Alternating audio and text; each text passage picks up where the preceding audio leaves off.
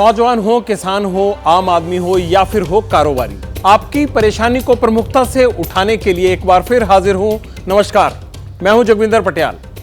Public interest में आप सबका स्वागत है। पंजाब में इलीगल माइनिंग का इशू बढ़ गया है। हमने खबर दिखाई थी कि मान सरकार ने मंत्री बदला, लेकिन क्या ईडी की जब्त हुई जमीन पर माइनिंग बंद हो गई? कॉलिंग कार्ड में पंजाब में अवैध खनन पर एक और खुलासा करूंगा अभी थोड़ी देर में।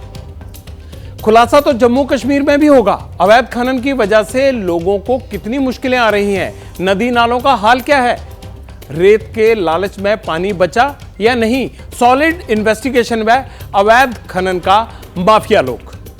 मध्य प्रदेश में चुनाव हो गए, मगर किसान अब भी लाइन में लगे हैं, वोटिंग के लिए नहीं, यूरिया के लिए। किसानों को यूरिया क्यों नहीं मिल रहा? दिक्कत क्या है भाई, और कौन जिम्मेदार है इस दिक्कत का? सिग्नेचर स्टोरी में अन्नदाता का दर्द दिखाएंगे। चीन अपनी हरकतों से कभी बाज आ ही नहीं सकता। पहले एलएसी पर सैनिक भेजे, अब एक्साइज चीन में सैटेलाइट सेंटर बना दिया। बीजिंग का यह कदम देश के लिए कितनी बड़ी चुनौती है, आज एक्सक्लूसिव में चर्चा इसी पर करेंगे।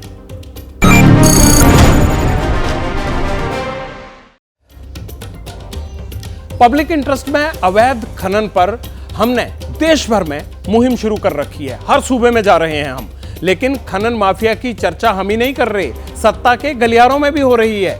योगी हो या फिर पीएम मोदी, राजस्थान की चुनावी रैली में दोनों ने इसका जिक्र किया। आप पहले रैपिड राउंड वाली खबरें देख लीजिए, फिर विस्तार से चर्चा खनन और चीन पर करेंगे।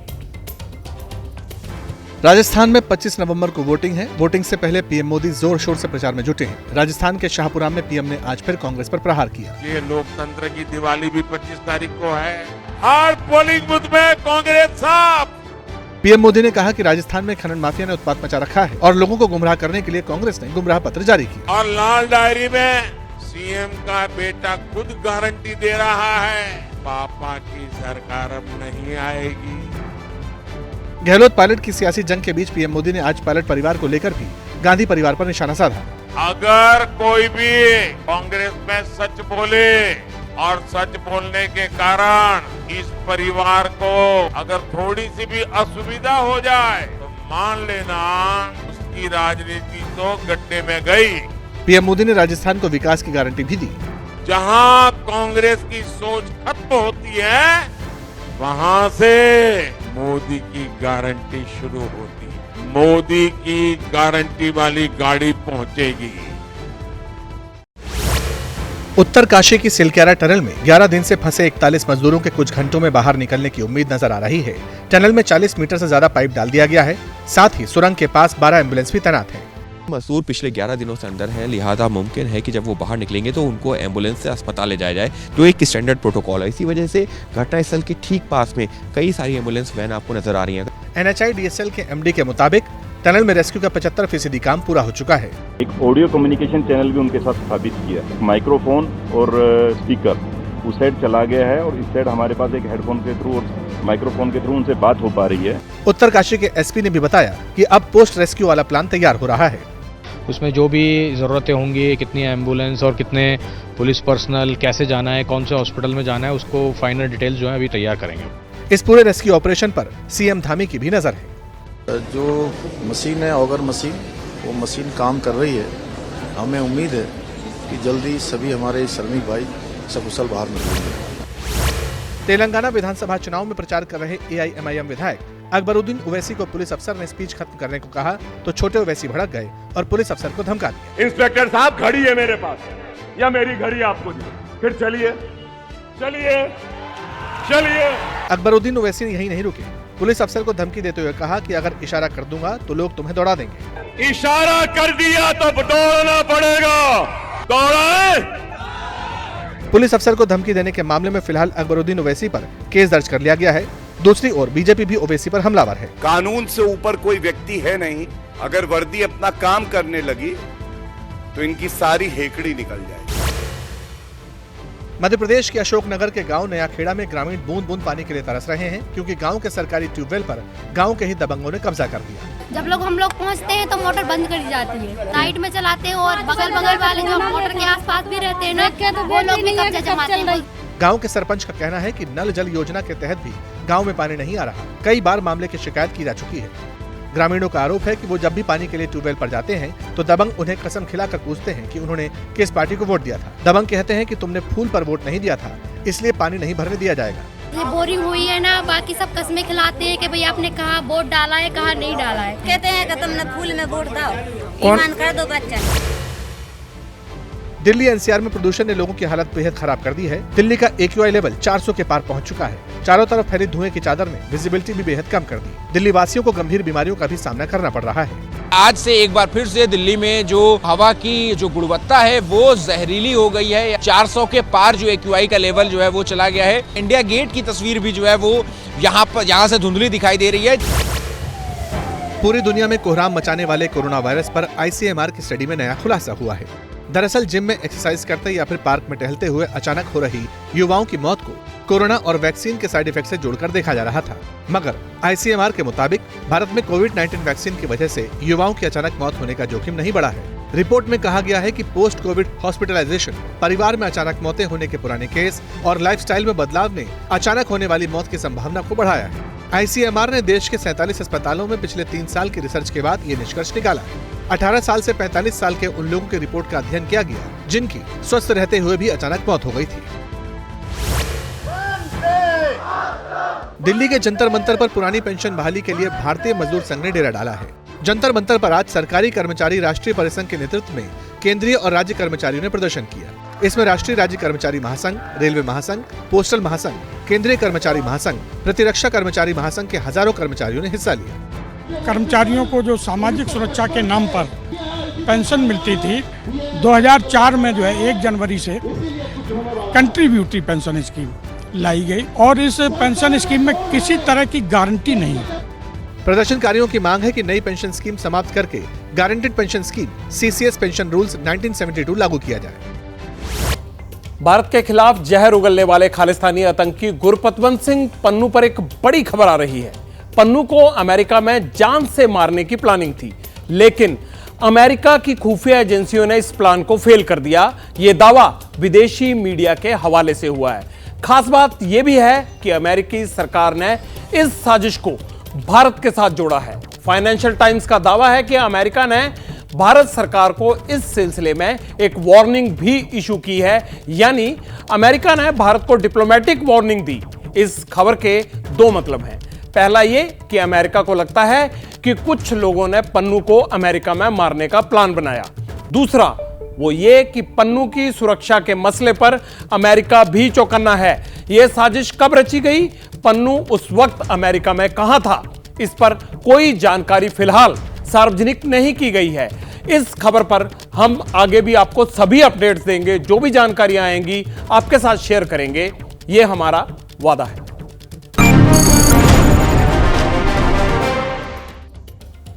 आज पब्लिक इंटरेस्ट में आपको जम्मू कश्मीर में अवैध खनन का खेल दिखाएंगे।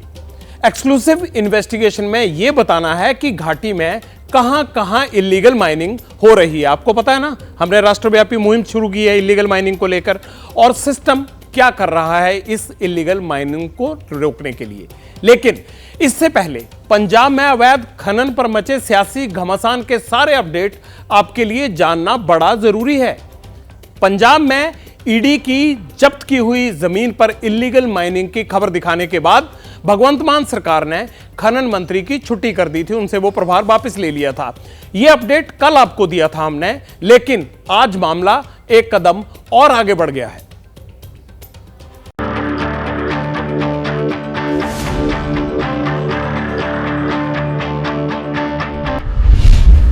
अनंतपुर साहिब की वही जमीन, वही इलाका, मगर रेत के ढेर रातों रात गायब। 2 दिन पहले हमारे रिपोर्टर सचिन ने इसी जगह इलीगल माइनिंग की तस्वीरें दिखाई थी।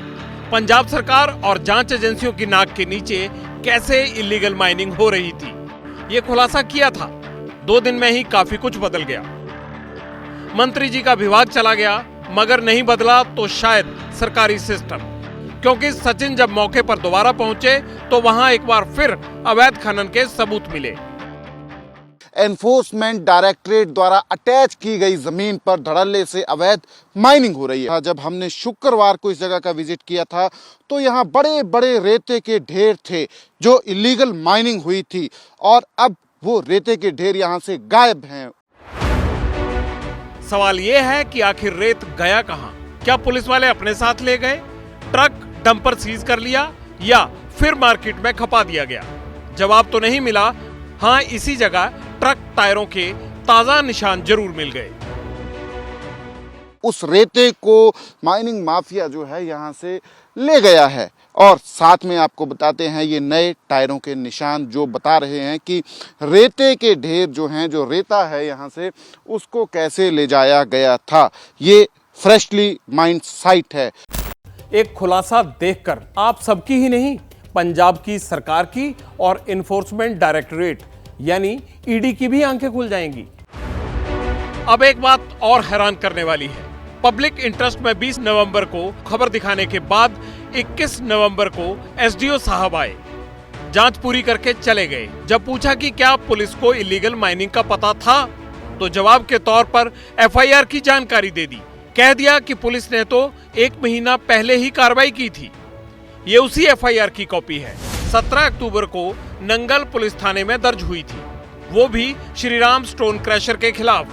एसडीओ की तरफ से कहा गया अब सब चंगा है, कोई अवैध माइनिंग नहीं हो रही। लेकिन यहीं पेच फंस गया, क्योंकि एफआईआर में सारे तथ्य नहीं बताए गए।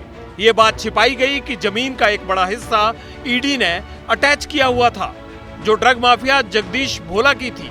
पंजाब पुलिस ने ऐसा क्यों किया, इस पर अकाली दल की अपनी थ्योरी है। सबसे बड़ा इलीगल माइनिंग का सरगना वो हरजोत बैंस है। जो पुलिस वाला एक्शन लेता है उस एसएसपी को तो ये बदल देते और आज तक पोस्टिंग नहीं देते। तरन तारण गुरमीत चौहान लगे थे जिन्होंने रंगे हाथी मनजिंदर लालपुरे के परिवार को माइनिंग करते पकड़ा, और पहला एसएसपी होगा जो पर्चा सिर्फ मशीन पे देता है या ट्रक पे देता है या पोकलेन पे देता है, किसी आदमी को नहीं जिम्मेदार रहता, उसको तो नई पोस्टिंग दे दी। सवाल तो एबीपी न्यूज को भी पंजाब पुलिस से पूछने हैं। 17 अक्टूबर 2023 को अवैध खनन की एफआईआर में ईडी की अटैच जमीन का जिक्र क्यों नहीं? रोपड़ पुलिस ने एफआईआर दर्ज करने के बाद ईडी को अवैध खनन की जानकारी क्यों नहीं दी? एफआईआर दर्ज करने के 1 महीना बाद भी खनन क्यों नहीं रुका?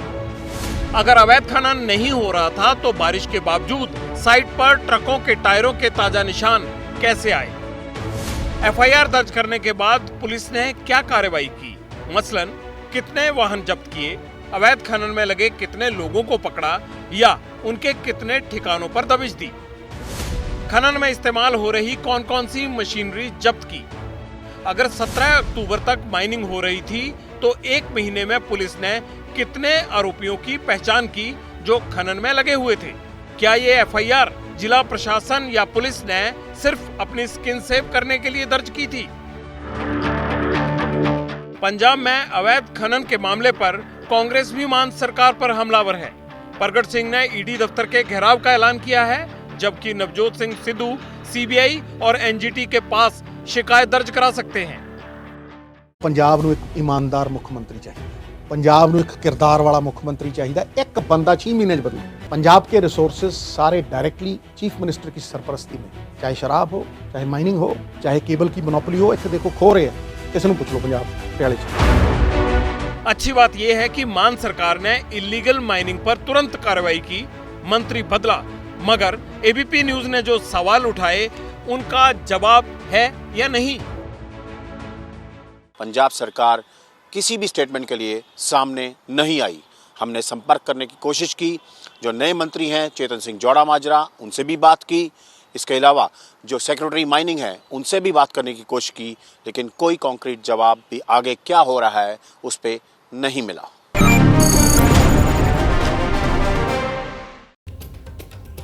इस शो में हम उन मुद्दों को उठाते हैं जो आपकी जिंदगी से जुड़े हैं, बेरोजगारी, महंगाई या फिर कालाबाजारी। जिसने भी आपका हक छीना, सीधा सवाल उनसे होता है, जिन पर व्यवस्था को चुस्त दुरुस्त रखने का जिम्मा होता है। इसलिए हमने ये तय किया है कि इलीगल माइनिंग पर जब तक सटीक कार्रवाई नहीं होती, माफिया राज को खत्म करने के लिए कंक्रीट प्लान नहीं बनता, पुलिस और माइनिंग विभाग को जब तक जवाबदेह नहीं बनाया जाता तब तक हम सवाल पूछते रहेंगे, फिर वो चाहे मान सरकार हो, पंजाब की सरकार हो या फिर किसी दूसरे सूबे की सरकार हो। बिहार, पंजाब, उत्तर प्रदेश के बाद आज अवैध खनन माफिया की खबर जम्मू कश्मीर से लेनी है। जम्मू में हमारे संवाददाता अजय बाचलू और कश्मीर से आसिफ कुरैशी ने इल्लीगल माइनिंग की तलाश में कई नदी नालों में पड़ताल की। दोनों की रिपोर्ट को देखकर अंदाजा हो जाएगा कि अवैध खनन का जाल जम्मू कश्मीर में कितना मजबूत है और तमाम दावों के बावजूद सरकार का सिस्टम कितना बेबस।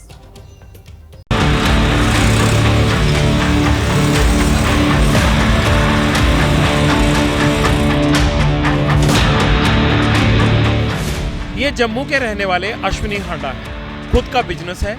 कुछ दिन पहले नानक नगर में प्लॉट लिया था। सोचा था आगे जाकर घर बनाएंगे, लेकिन जब मार्केट में रेत बजरी का दाम पूछा, कंस्ट्रक्शन कॉस्ट का हिसाब लगाया तो दिमाग चकरा गया।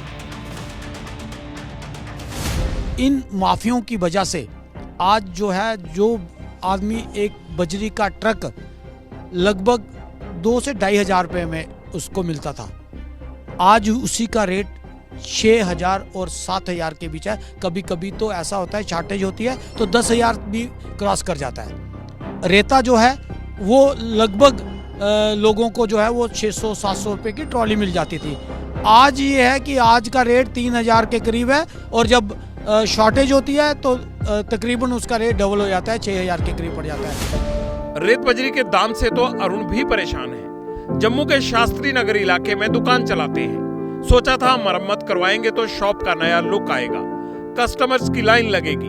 काम शुरू तो कर दिया, पैसे भी लगा दिए, मगर रेनोवेशन खत्म कैसे करेंगे ये समझ नहीं आता। जो रेट है मार्केट में लेने जाओ, कोई कुछ कहता है, कोई कुछ कहता है, एक्चुअल रेट तो कोई बताता नहीं है। अगर कोई मिल भी जाए तो वो 2 गुना ज़्यादा होंगे एज कम्पेयर टू जो मार्केट में पहला रेट था। पहले रेट के कंपैरिजन में अब जो इतना ज़्यादा मार्केट में इतना ज़्यादा उछाल है, काम कराना तो आप भूल ही जाओ ना, काम हो सकता है। कंस्ट्रक्शन के काम में किसी में ही पकड़ लो, ईंट पकड़ लो, रेता पकड़ लो या सीमेंट ले लो, हर चीज़ का इतना ही बढ़ता जा रहा है कि उसको मैनेज करना ही मुश्किल है। आम इंसान के लिए तो बहुत ही ज़्यादा मुश्किल है। सवाल है रेट बढ़े क्यों? क्या खनन को लेकर सरकार की पॉलिसी में फर्क आया या फिर सामान की सप्लाई कम हो गई? जवाब इन तस्वीरों में मिलेगा। जम्मू की तवी नदी, यहाँ सरकार ने तय लिमिट में माइनिंग की इजाजत दी है, मगर हमारे संवाददाता अजय बाचलू ने बताया कि यहाँ तो दिन रात अवैध खनन होता है। जम्मू में खनन माफिया दिन दिहाड़े प्रशासन और पुलिस की नाक के नीचे से यहाँ के रिवरबेड से, नदियों से, नालों से इस खजाने को लूट रहा है। इसकी तस्वीरें आप यहाँ तवी नदी से देख रहे हैं। मेरे सामने आप ट्रैक्टर देख रहे होंगे। दरअसल ये ट्रैक्टर तवी नदी से रेत और बजरी दिन दिहाड़े उठाकर यहाँ पर मार्केट में बेचते हैं। प्रशासन भले ही बड़े बड़े दावे कर रही हो कि उन्होंने यहाँ पर इस खनन माफिया के खिलाफ नकेल कसी है, लेकिन सच्चाई कुछ और बता रही है। रेत माफिया की सिस्टम में घुसपैठ कितनी है, अंदाजा इसी से लगाइए कि रेत बजरी निकालने से लेकर उसे मार्केट तक पहुंचाने में इनके खबरी पूरे रास्ते में एक्टिव होते हैं। अगर बीच रास्ते में ट्रक पकड़ भी लिए तो पुलिस से क्या कहना है, इन्हें ये भी पता है। सर वो हमारे नाम है, जमीन अपने उधर फेंक रहे हैं, हमने अपने ही काम है जहाँ पे फेंक रहे हैं, अपनी जमीन अपने नाम है, सब कुछ हमारे अपने। आप कहाँ से ला रहे हैं? यही सेम जगह से अपने लिए ला रहे हैं। ये मतलब इलीगल नहीं है काम? नहीं, इलीगल तभी से हो रेता बजरी तो इलीगल है, हम खेत से लाए, अब क्या पता।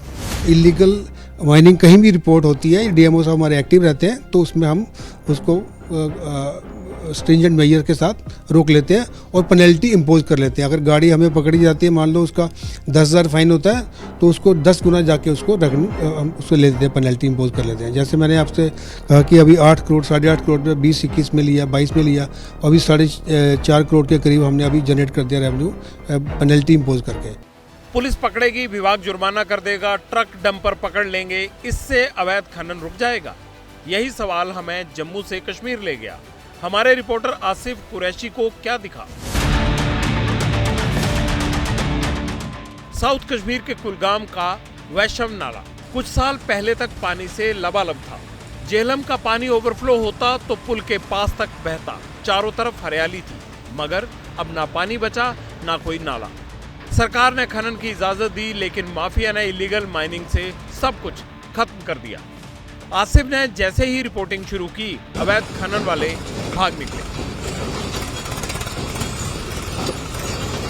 यहाँ पे आप देखें तो जहां हर एक मिनरल ब्लॉक में दिन में केवल और केवल 25 ट्रक दिन के मिनरल्स निकाले जाने थे, वहीं हमारे देखते देखते यहाँ पे तकरीबन 100 से ज्यादा गाड़ियां और डंपर माल ले जाते हुए दिखे। और अब आप देखें तो ठीक नदी के बीच से कैमरा देखते ही ये ट्रैक्टर भागने लगे।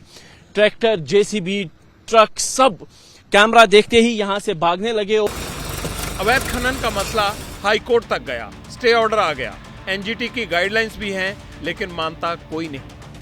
माइनर मिनरल रूल्स जो 2016 के हैं उनकी धज्जियां उड़ाई जाती है और वो रात में भी काम करते हैं, दिन में भी। लोकल प्रोडक्ट है तो लोकल लोगों को यूटिलाइज करना होता है। हाफ रेट्स पे जाना चाहिए, उनके घरों तक पहुंचना चाहिए, लेकिन उनको नहीं मिलता है हाफ रेट्स पे, उनको बहुत महंगे रेट्स में मिलता है। और यहाँ का लोकल कम्युनिटी इसमें यूटिलाइज होना चाहिए, वो भी कहीं नहीं होता है। 1 घंटे में अगर आप इसका फ्लो देखेंगे आप खुद ब खुद शॉक हो जाएंगे। अगर यहाँ पर 10 मिनरल ब्लॉक्स है तो 30 ट्रक्स निकलने चाहिए दिन भर या 40, लेकिन ये 400 पूरे दिन में 400-500 ट्रक्स निकलते हैं। आप अधिकारी अवैध खनन पर लगाम कसने का दावा करते हैं, लेकिन सच ये है कि तवी, रावी, झेलम, चिनाब जैसी बड़ी नदियों में अवैध खनन हो रहा है। भले ही पॉलिसी बदल गई, लेकिन जमीन पर कुछ भी नहीं बदला।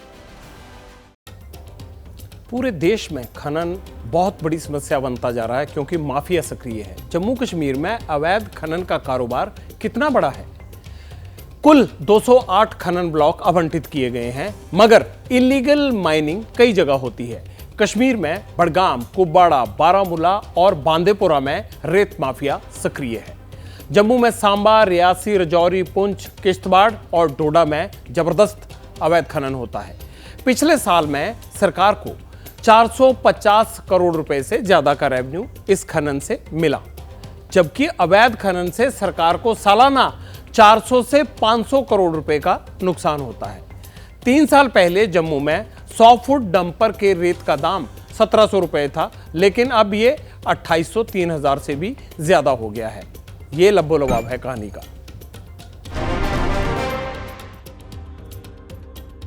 राजस्थान के चुनावी मंच में भी अवैध खनन का मुद्दा गूंजने लगा है। पता है हमने पड़ताल क्यों शुरू की? क्योंकि हमें यह लगता था कि बहुत से लोगों को ये रेत सस्ती नहीं मिल रही है, कंस्ट्रक्शन महंगी हो गई है, और लोगों की ऐसी शिकायत भी आती थी कि अवैध खनन से जितनी कमाई माफिया और सिस्टम में बैठे हुए लोगों को हो रही है, शायद उतनी किसी दूसरे माध्यम से हो ही नहीं सकती, और वो भी नगद नारायण, यानी सीधा कैश मिलता है। ये धंधा बंद होना चाहिए, पैसा सरकारी खजाने में जाना चाहिए, और माफिया राज को खत्म करना सरकार का काम है, खजाने को भरना सरकार का काम है। हम तो सिर्फ रास्ता दिखा रहे हैं, हकीकत बता रहे हैं। सच सुनने की आदत डाल लीजिए।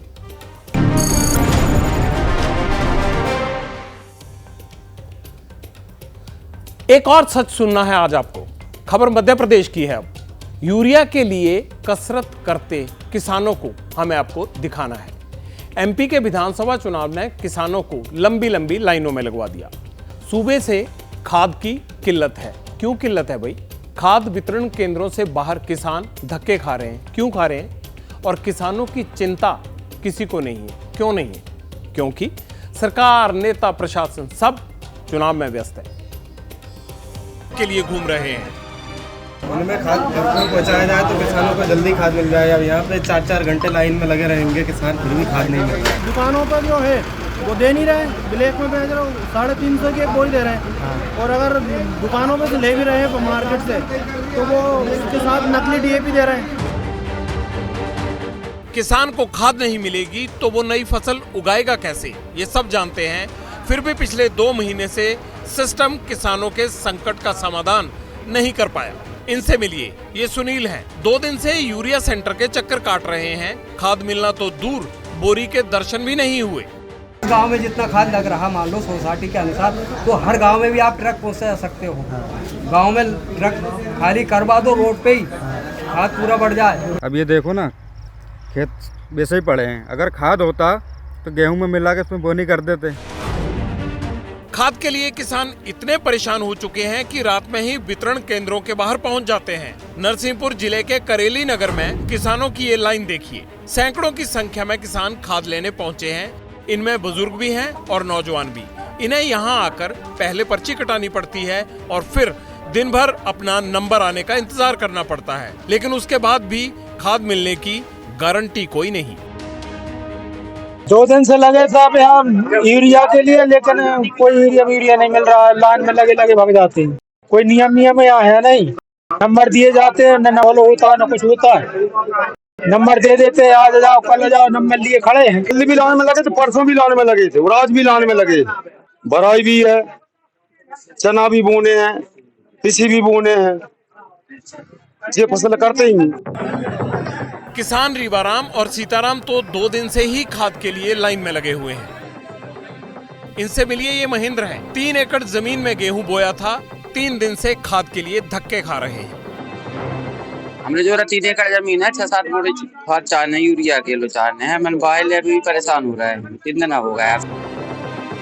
ये हाल तब है जब मंगलवार की रात सीएम शिवराज सिंह ने कृषि विभाग के अफसरों से बैठक की। अफसरों ने सीएम को ये समझा दिया कि सूबे में खाद की कोई किल्लत नहीं है। अगर यूरिया है तो सीएम के होम टाउन में किसान परेशान क्यों है? दिक्कत कहां है? पुलिस फोर्स को बुलाकर और ना करीब 150 टोकन बंटवाए थे। सभी कर्मचारियों की चुनाव ड्यूटी लगने से, इवन डीएमओ कर्मचारियों की भी ड्यूटी लगी थी, तो इस कारण थोड़ा सा खाद में विलम्ब हुआ है। गौर करने वाली बात यह भी कि किसान जो समस्या झेल रहे हैं उसका असर कुछ दिन बाद देश की जनता भी महसूस करेगी, क्योंकि दालों के उत्पादन में मध्य प्रदेश देश में पहले नंबर पर है, वहीं गेहूं और सरसों के उत्पादन में तीसरे नंबर पर। यानी मध्य प्रदेश में इन फसलों को लगाने में हो रही देरी और उसके कारण उत्पादन की कमी से आने वाले वक्त में तेल और अनाज की महंगाई बढ़ सकती है। एमपी में यूरिया की किल्लत का एक बड़ा कारण है खाद की बोरियों पर प्रधानमंत्री नरेंद्र मोदी की तस्वीर। चुनाव आचार संहिता की वजह से इन बोरियों को इस तस्वीर के साथ बेचा नहीं जा सकता, इसलिए कई बोरियों से तस्वीर खुरच कर उसे किसानों को दिया जा रहा है। जाहिर है इस प्रक्रिया में देर भी होगी और यूरिया की कमी भी। मध्य प्रदेश के देवास चले आइए, यहां भी मंजर वैसा ही है। कृषि उपज मंडी प्रांगण में एमपी एग्रो गोदाम में यूरिया बंट रहा है। खाद्य वितरण केंद्रों के बाहर किसानों की भीड़ लगी है। महिलाएं जमीन पर बैठी हैं और बुजुर्ग कतार में घंटों से खड़े हैं। हालात बेकाबू न हो जाएं, इसलिए पुलिस भी तैनात है। खाद्य सेंटर के बाहर रेट लिस्ट लिखी है। यूरिया की एक बोरी 266 रुपए 50 पैसे की है। अब इनसे मिलिए, ये रमेश हैं। 20 किलोमीटर दूर से सस्ती खाद खरीदने आए हैं। लाइन में लगे 2 दिन हो गए, लेकिन खाद दुगने रेट पर मिल रही है, इसलिए सिस्टम से नाराज हैं। 500 रुपए में और यहाँ कितने मिल रही है? 267 में। तो वो ब्लैकमेल हो रही है। अब क्या मालूम, हमारे को ब्लैकमेल, हमारे को तो लेना नहीं। वही बात है, हम तो लेंगे 500 में भी देगा तो हम उड़ाएंगे कि क्या करेंगे सर? अब ये 3-3 दिन से लाइन में खड़े, यहाँ नहीं मिलेगा तो फिर क्या करेंगे? ब्लैकमेल लेंगे। मजबूरी है, इसलिए किसानों को सस्ती खाद महंगे में खरीदनी पड़ रही है। ये गौरव पटियाल हैं, 8 दिन से लाइन में लगे हैं। 8 दिन बाद मेहनत रंग लाई और 8 बोरी यूरिया खरीदने में कामयाब रहे। अब सुकून में हैं, लेकिन नाराजगी सिस्टम के प्रति अब भी बरकरार है। 5 बोरी मिली, 8 दिनों का जाता था। 5 बोरी लेकर आया कल। 5 बोरी कितने दिन हो गए?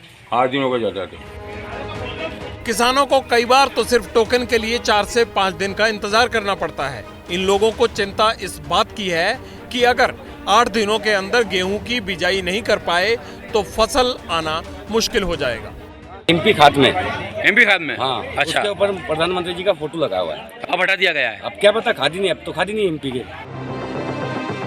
इधर किसान मारे मारे फिर रहे हैं तो उधर सिस्टम की नाक के नीचे यूरिया का अवैध गोरखधंधा भी चल रहा है। तस्वीरें छतरपुर की हैं। ओरछा थाना इलाके में हमा गांव में यूरिया के अवैध गोदाम पर छापा मारा गया। खाद की 60 बोरियां मिली, जिन्हें ब्लैक में बेचकर मुनाफा कमाया जाना था। सतत रूप से जिले के किसानों को यूरिया खाद की किल्लत का सामना करना पड़ रहा है। इसी परिप्रेक्ष्य में आज एक सूचना प्राप्त हुई कि किसी के द्वारा अवैध खाद का भंडारण किया गया है। सीएम, डीएम और कलेक्टर को आंखें खोलकर ये रिपोर्ट देखनी चाहिए। चुनावी सीजन में सब बिजी हैं और किसान लाचार। यूरिया नहीं मिला, फसल बर्बाद हो जाएगी, फिर वो खाएगा क्या और देश को खिलाएगा क्या?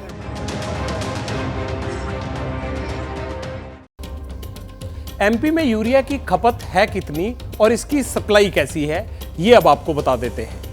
एमपी में इस साल 55 लाख मीट्रिक टन खाद की खपत हुई। यूरिया सप्लाई कितना हुआ? 40 लाख मीट्रिक टन, यानी 15 lakh metric tonne urea MP को कम मिला। कारण चाहे जो भी रहा, खपत में सालाना 20% का इजाफा हो रहा है।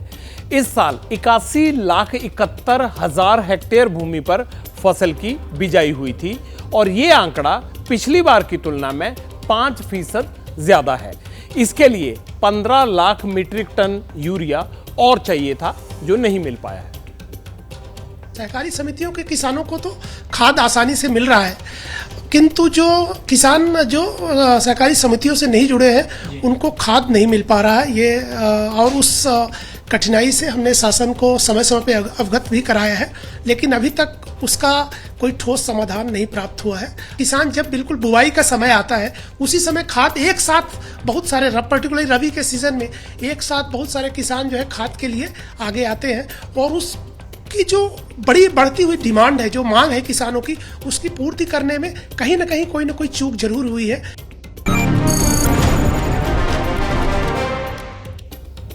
एमपी में चुनाव होने हैं, ये कोई अचानक हुई घटना तो है नहीं, सबको पता था।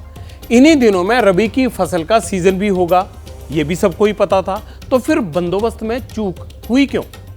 क्यों पहले से तैयारियां नहीं की गई? अगर सरकार और अफसर वक्त पर प्लानिंग करते तो किसान के लाइन में लगने की नौबत नहीं आती। बात चीन की उस चालबाजी की जिससे हिंदुस्तान को खबरदार होने की जरूरत है। चीन अभी तक LAC पर इंफ्रास्ट्रक्चर बना रहा था, सैनिकों को भेजता था, अब एक्साइचिन में सैटेलाइट सेंटर बना दिया। भारत की आंतरिक सुरक्षा के लिहाज से यह कितना खतरनाक है और भारत चीन से लोहा लेने के लिए कितना तैयार है?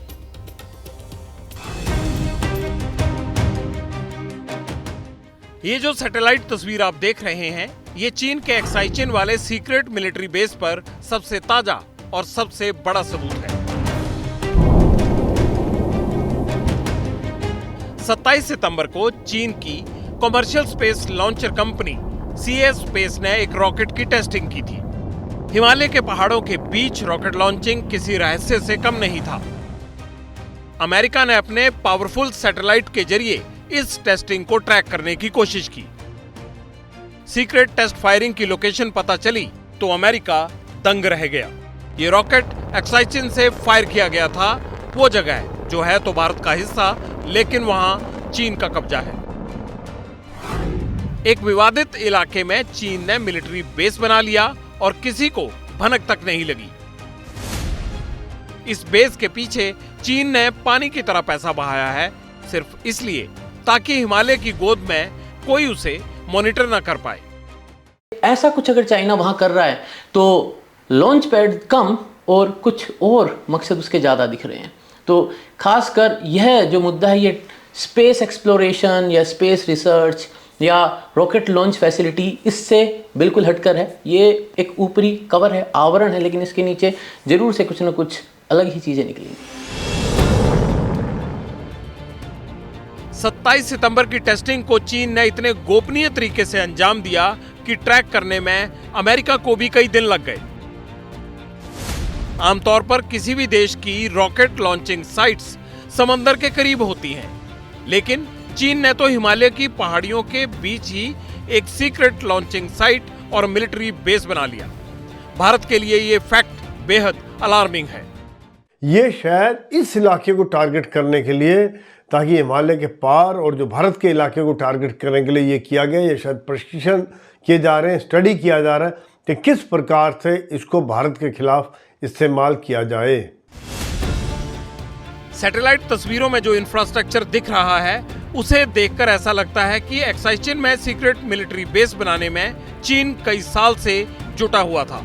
यानी जब चीन का वायरस दुनिया में लाशें बिछा रहा था, तब भी चीन एक्साइज चीन में लॉन्चिंग साइट बनाने में जुटा था। ध्यान देने वाली बात यह है कि कोरोना काल में ही गलवान की झड़प हुई थी।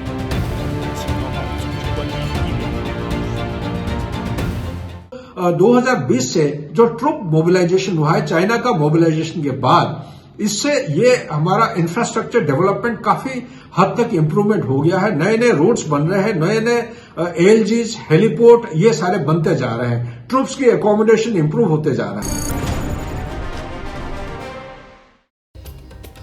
अब सीधा आपके कमेंट्स दिखाते हैं कि अवैध खनन को लेकर आपने इतने सारे कमेंट्स भेजे थे, कुछ एक उसमें से शेयर करते हैं। अजय कुमार डिम्पल क्या लिखते हैं, मैं सोनभद्र का ही हूँ, आपने अभी बहुत हल्का सा अवैध खनन देखा है, इससे भी बहुत बुरा हाल है। जाली परमिट से लेकर ओवरलोडिंग एवं अवैध खनन पूरा डाला, ओबरा, चोपन आसपास के एरिया में भरपूर मात्रा में नियमों को ताक पर रखकर अवैध खनन होता है। बिल्कुल आप सजग रहिए, हमें बताते रहिए, हम भी खबर लेते रहेंगे। भानु क्या कहते हैं, पूरे प्रदेश में यही स्थिति है।